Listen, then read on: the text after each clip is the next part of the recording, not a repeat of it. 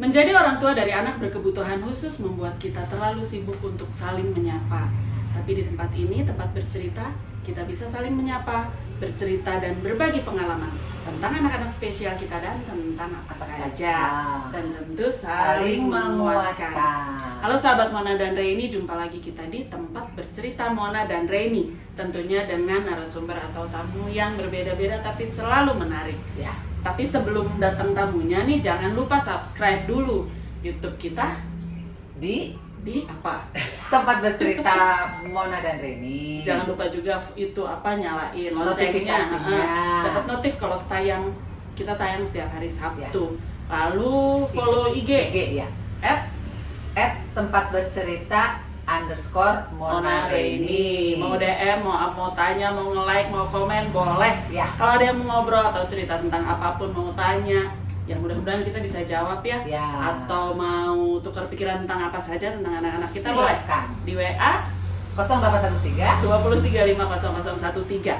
Yuk, sebentar lagi tamu kita datang. Tetap di tempat bercerita Mona dan Reni.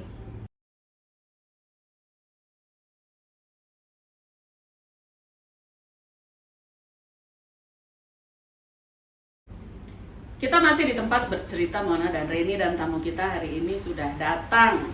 Namanya Desi. Saya biasa panggilnya Eci.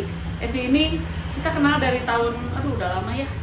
Kuliah ya? Ya, 32 tahun yang lalu. Berarti kita teh udah tua. Kalau kita kuliahnya udah 32 tahun yang lalu kan berarti ya segitulah. Nah, saya mengenal Eci ini dari pertama saya kuliah, lalu kita hamil sama-sama waktu itu, dan kita brojol di tahun yang sama juga. Dan jadi anaknya Eci seumur dengan anak saya yang besar, anak saya yang Down syndrome, abang.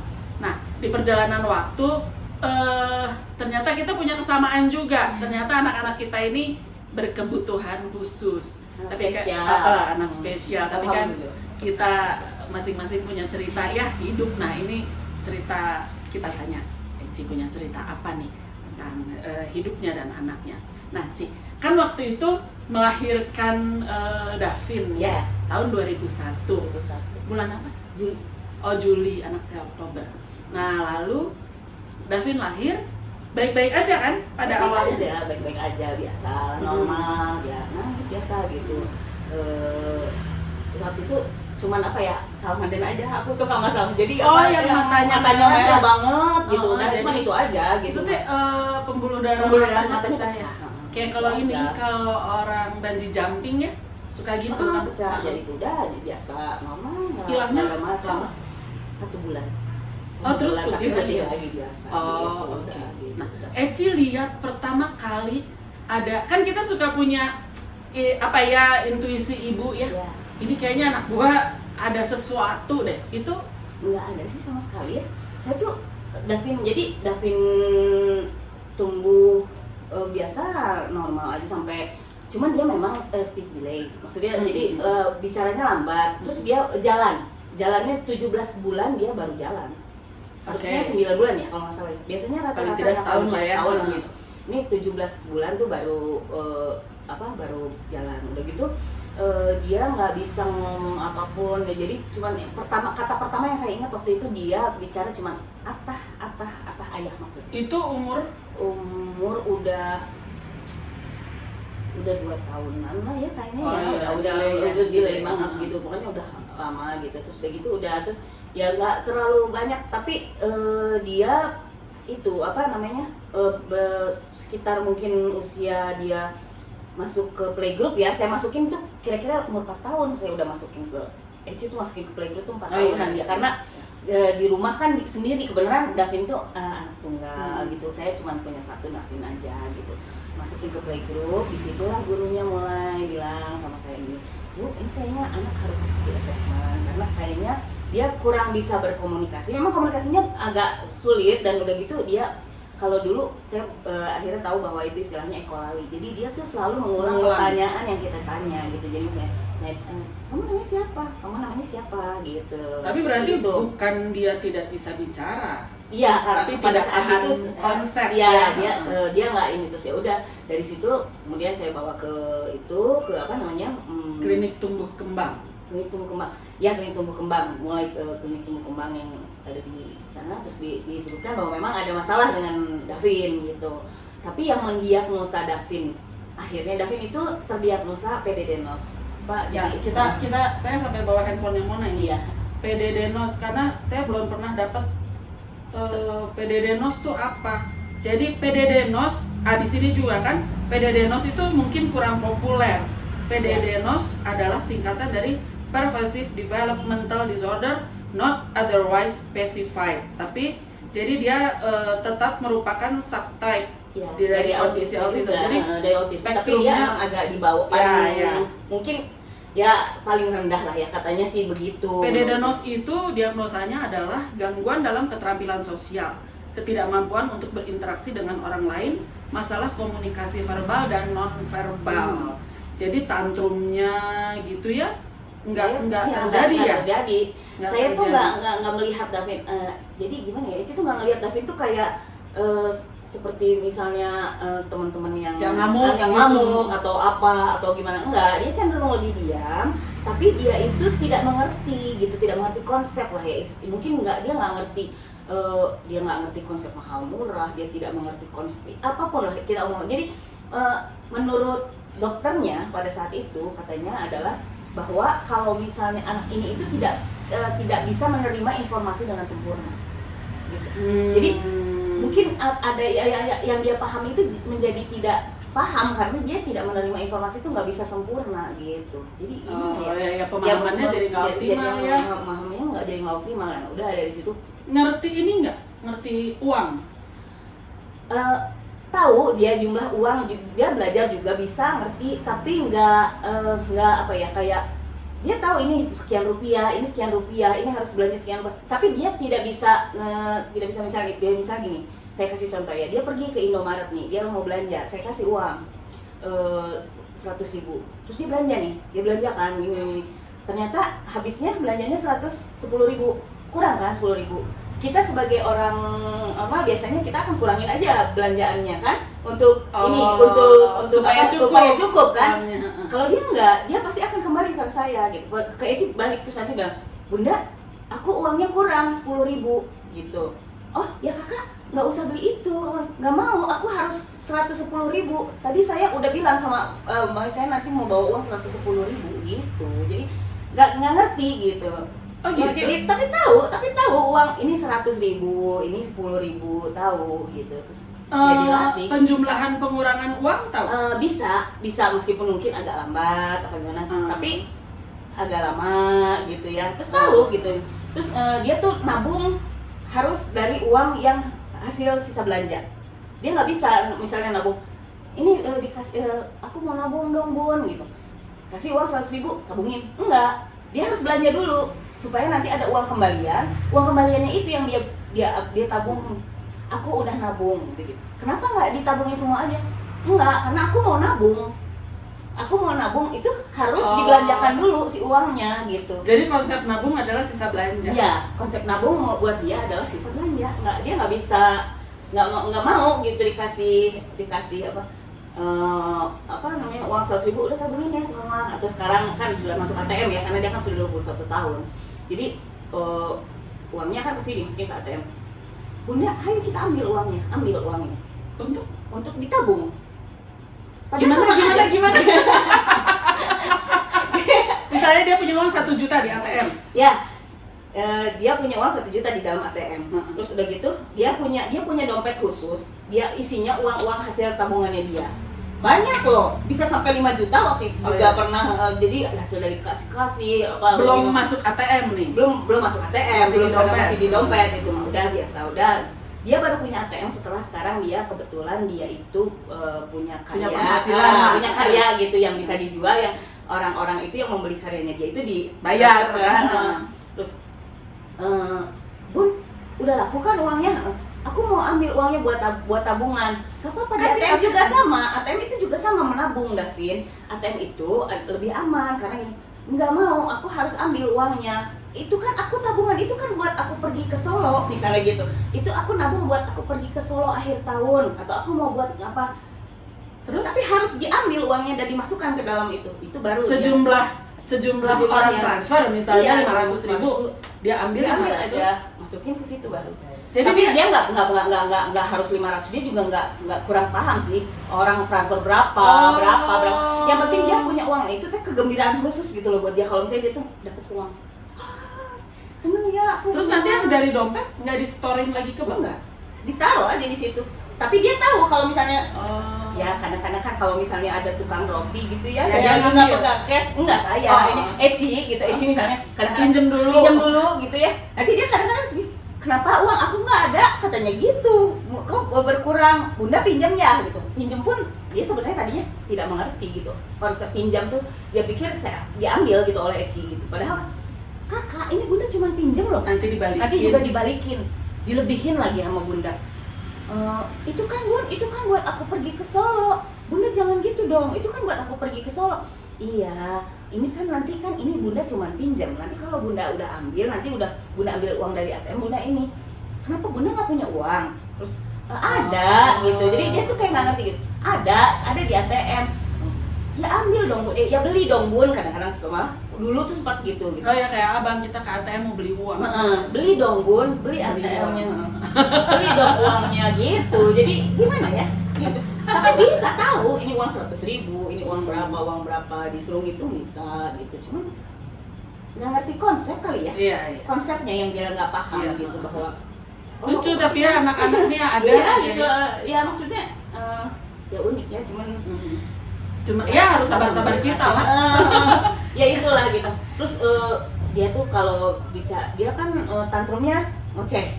Jadi tantrumnya ngoceh, dia ngomong, kebetulan dia itu suka kereta api. Jadi wah dia tuh paham banget lah gitu masalah kereta api. Kadang-kadang dia suka ngomong sendiri Tentang Terus, kereta api. tentang kereta api. Kesukaan dia tuh dua ya. Yang paling dia sangat suka JKT48 dan kereta api. Tuh dia seneng banget dari dulu, dari kecil. Kalau sejarahnya, kalau yang kereta api itu dulu anak-anak seperti itu kan suka sesuatu yang berulang. Lagi kecil, Davin paling suka naik lift, naik turun, ke mall selalu naik turun. Terus udah gitu ngejar-ngejar bayangan, lari ngejar bayangan. Bayangan dia. Bayangan kayak kalau ada bayangan sinar gitu nggak tahu dia selalu gini dah sih. Itu tuh sering ngeliat gitu, dia tuh gini lari gitu. Jadi kayak mencari-cari sesuatu, terus pagar gitu yang garis-garis gini, jalan tak balik lagi tak ngeliat. Oh, bayangannya. Karena mungkin kan ada yang makanya dia Oh. suka naik kereta api. Ketika diajak naik kereta api, dia duduk di pinggir, lihat sini ada sesuatu bergerak kan, Pohon apa. wah, sensasinya mungkin beda. Wah, excited tuh dia. Oh, jadi dia lihat keluar terus? Gini aja terus. Bisa nggak tidur loh. Sampai Meski sekarang? perjalanan jauh. Nah, sekarang udah beranjak dewasa, dia mulai berkurang itu yang seperti itunya, yang berulang itunya udah nggak. Naik lift juga nggak, tapi dia masih suka.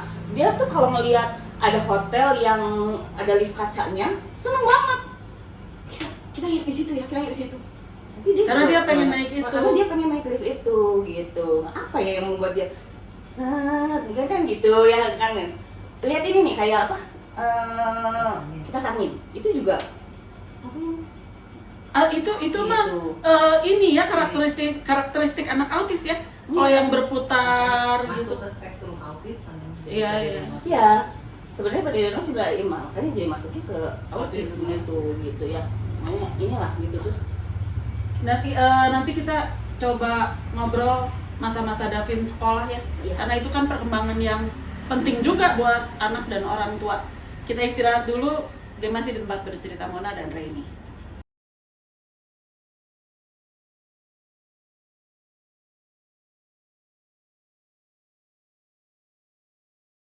Masih dengan Eci, sahabat saya sejak kuliah di tempat bercerita Mona dan Reni. Kita bicara tentang sekolah ya, Ci ya. Davin kan setelah playgroup, TK, SD dan selanjutnya.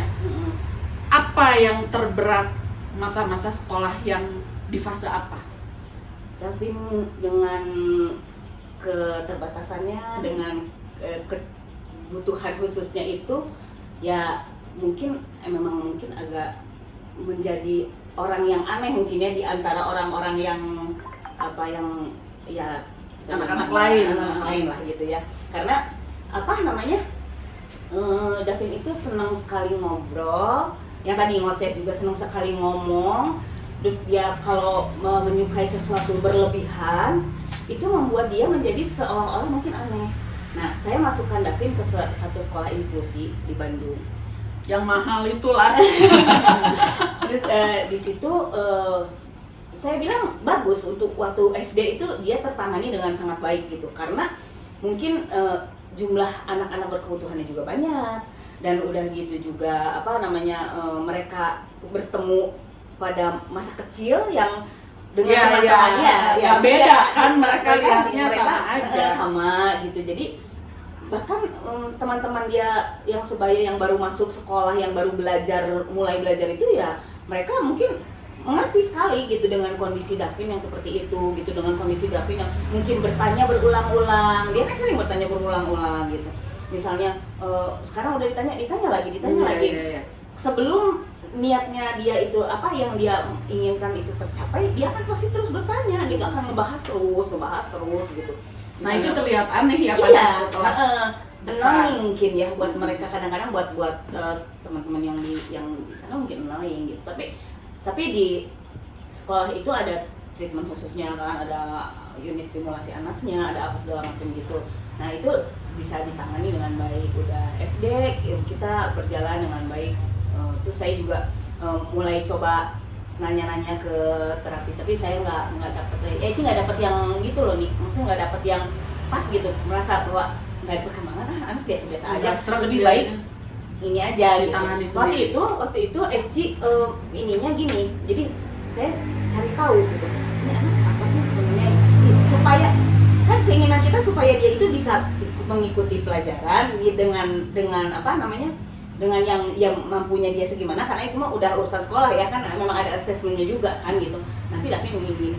Tapi kan tetap dong harapan kita bahwa si Davin bisa sekolah dengan menghasilkan nilai yang baik atau gimana ya. Itu Eci waktu itu karena kalau misalnya di terapis atau rasanya cuma bermain, diajarkan supaya Eci jadi gini waktu itu yang saya ingat gini. Dia kan suka kereta itu kan, karena suka kereta, dia suka perjalanan jarak jauh kan gitu. Jadi saya kasih reward sama dia gini, kakak, kalau misalnya kamu nanti nilainya bagus, nggak ada yang remedial, kita naik kereta jarak jauh. Jadi anaknya semangat gitu. Jadi Eci tuh cuma nyari-nyari celah-celah dari situ-situ aja gitu. Soalnya nggak tahu sih mau gimana, ngajarin juga nggak bisa ya, maksudnya karena ini gitu. Mungkin dari situ dianya juga karena dia ingin mendapatkan sesuatu yang dia bener-bener excited kan, karena kalau misalnya kereta buat dia ini banget gitu. Buat dia kan ini banget gitu. Jadi akhirnya kayak gitulah paling Eci juga ya gitu ya, berjalan alhamdulillah sampai SMP gitu. Tapi udah SD lepas nih, alhamdulillah jalan lancar. SMP mulai nih ada masalah karena saya tetap teruskan di sekolah, Eci tetap terusin di sekolah yang itu gitu, karena yang memang mereka yang khusus menerima ini anak inklusi kan gitu. Tapi mulailah timbul masalah karena sekolah itu tidak hanya anak-anak yang tadinya dari SD situ gitu, tapi mulai masuk dari luar, dari yang belum ngerti yang nggak ngerti gitu ya, seperti apa, mulailah timbul ada apa yang mungkin ya Davin yang mungkin dianggap aneh, jadi mungkin bully lah istilahnya, mungkin bully kali ya gitu. Tapi SMP masih fine lah, masih belum ada yang gimana banget gitu ya, sampai udah gitu.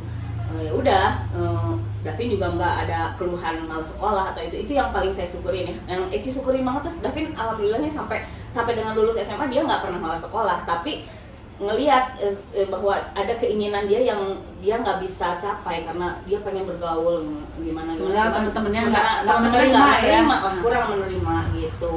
Ya udah, terus udah gitu SMP lulus, SMA, di SMA lah mulai timbul masalah, dia mulai ada pembulian yang mungkin agak menyinggung dia seperti apa gitu. Dan menyinggung orang tuanya. Jadi saya lapor lah gitu ke sekolah gini bahwa anaknya begini. Terus akhirnya sekolah juga menangani dengan baik, terus bilang sama saya udah kok udah tertangani, anaknya juga udah baik, tapi gini gitu. Meskipun sebelumnya enggak ya. Saya meskipun setelah saya tanya di rumah ternyata enggak gitu, ternyata anak-anak yang membulinya itu bukan mengobrol dengan Davin dalam rangka berbaikan, tapi mungkin malah lebih mengancam, membuli lagi atau gimana gitu. Intimidasi. Ya cuman saya pikir udahlah ya, kalau terlalu di ini juga susah ya mengendalikan anak-anak yang ini gitu. Banyak sih, ada juga ibu yang lain mungkin ya yang mengambil tindakannya mungkin menyerang ke ibunya, ngasih tahu ininya. Tapi saya pikir buat apa lah ya gitu. Yang penting kita handle aja anak kita sendiri supaya dia tetap bisa nyaman gitu. Itu kelihatan banget. Davin tuh sebenarnya mungkin nggak nyaman gitu waktu SMA terutama ya. Jadi dia mungkin nggak nyaman tapi dia tetap harus sekolah dan harus lulus gitu. Dan itu tuh terbuktinya setelah dia kuliah. Jadi setelah itu kan saya bingung nih mau masukin kemana ya. Ternyata ada, boleh nyebutin institusi kita potong dulu ya. Iya. Tapi yang untuk sekolahnya Davin itu ya, yang di sekolah mahal itu, anak-anak Down syndrome itu banyak juga yang sekolah di situ. Tapi memang cuma sampai SD. Karena mereka lihat di SMP sama SMA tuh nggak kondusif. Iya, udah mulai tidak kondusif. Mereka memilih ke sekolah alam, ada yang ke sekolah alam, bahkan ada yang ke SLB, ada yang kemana. Jadi, tapi untuk basic itu SD keren sekolah itu. Cuman masalahnya pada saat itu kan belum banyak ya nih. Banyak nggak sih? Saya juga kurang gaul sih mungkin ya atau gimana? Mulai masuk itu, ada berarti anak Down syndrome itu ada yang seangkatan Davin harusnya. Rara kan umurnya sekarang 21. Gagas. Si Gagas ada anak Down syndrome. Enggak di situ di sekolah Davin. Enggak, tadi Aci kan tanya. Masuk banyak enggak sekolah-sekolah yang waktu itu kalau enggak Eci nanya pada masa itu tuh kayaknya nggak banyak pilihan gitu. Sehingga Eci makanya diterusin aja di situ. Eci ingat banget ya, lagi SMP mau ke SMA. Itu tuh sebenarnya Davin itu udah merasa bahwa Eci udah lihat gitu nih anak kayaknya udah mulai nggak nyaman sebenarnya gitu ya sekolah di situ. Tapi tanggung gitu. ya. Tapi bukan tanggung. Mau kemana bingung. Terus sempat tuh nanya ke sekolah pariwisata ya. SMIP yang di yang di Kartini, dekat Malang. Jalan Kartini. Di Bekas itu ya, Sumatera 40. Hah? Bekas Sumatera 40. Iya, bekas Sumatera 40 tadi situ. Dekat rumah ada daerah-daerah situ. Sempat nanya, udah ngobrol tuh sama gurunya di dekat BPP. Ya, di BPP, memang di BPP. Memang di BPP. Di BPP. Dan ngobrol-ngobrol, nanya, cuman Eci kan ada juga anak yang lain kan, maksudnya saya punya anak yang lain.